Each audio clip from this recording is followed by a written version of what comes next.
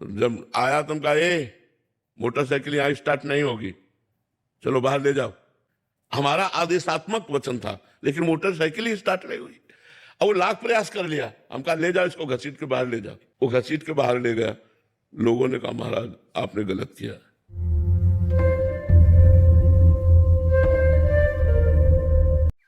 एक बार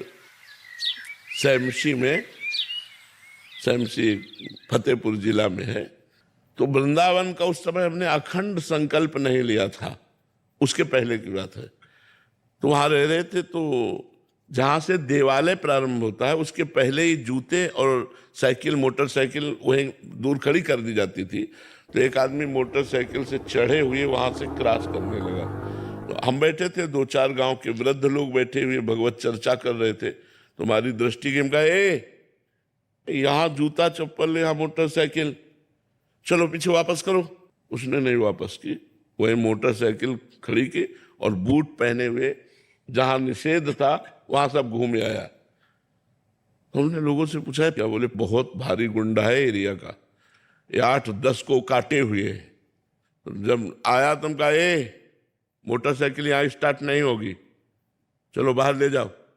मतलब आदेश था कि मोटरसाइकिल यहाँ स्टार्ट मत करना। हमारा भाव था आगे जो हमारी सीमा है उसके बाहर जाकर स्टार्ट करो। उसने स्टार्ट की, नहीं स्टार्ट हुई। हमने कहा तो मोटरसाइकिल स्टार्ट यहाँ नहीं होगी। हमारा आदेशात्मक वचन था, लेकिन मोटरसाइकिल ही स्टार्ट नहीं हुई। अब वो लाख प्रयास कर लिया, हम कहा ले जाओ इसको, घसीट के बाहर ले जाओ। वो घसीट के बाहर ले गया। लोगों ने कहा महाराज आपने गलत किया। वह क्यों? मतलब कुछ भी कर सकता है, और घोर जंगल, 90 बीघा का तो ऐसा जंगल, और वहां केवल एक बूढ़े महात्मा रहते थे, हम रहते थे।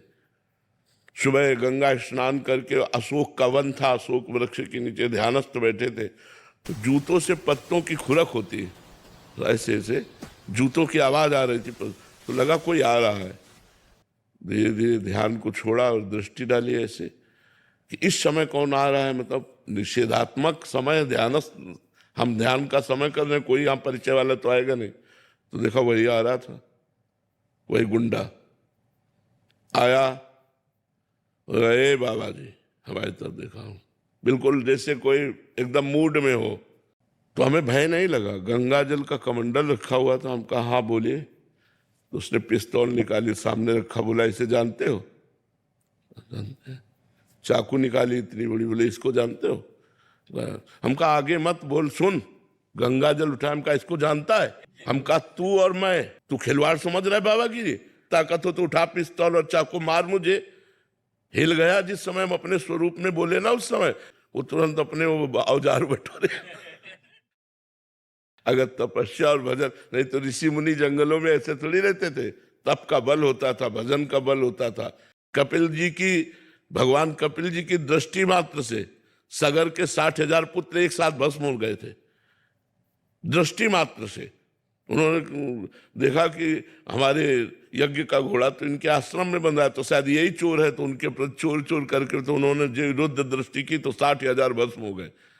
भजन में बल है, तपस्या या एक तिल का नहीं जला सकते।